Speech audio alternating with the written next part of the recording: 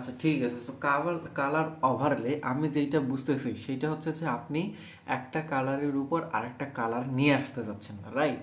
So এইটা আমরা কিভাবে করব? আমি এখানে যেটা করলাম, আমি আপনাকে প্রথম থেকে আবার দেখাই।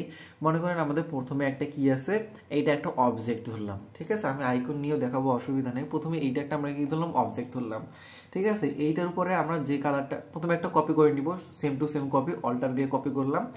এর উপরে আমরা এইটাকে যে কপিটা করলাম, এই কপির কালারটাকে দিব যেই কালারটা আমরা রাখতে চাই। মনে করেন আমরা কালো নিতে চাই, কালোর ওভারলে নিতে চাই এই কালারটার উপরে।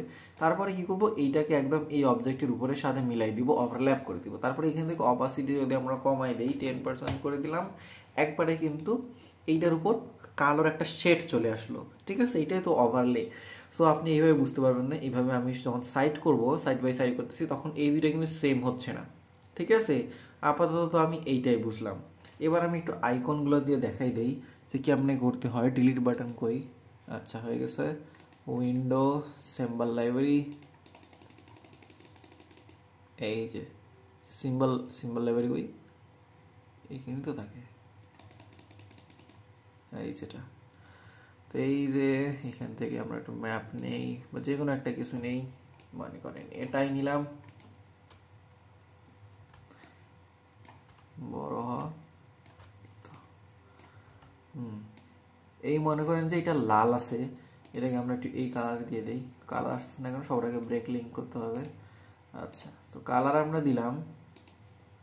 আরে ভাই, তুষার,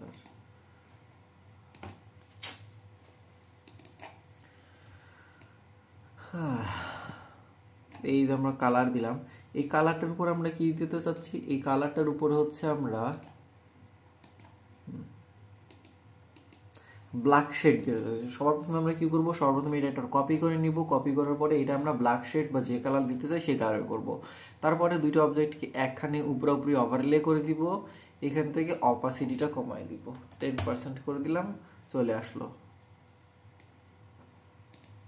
ঠিক আছে? এইভাবে আমাদের কালার অপাসিটিটা কমাতে হবে, মানে কালার ওভারলেটা করতে হবে আর কি।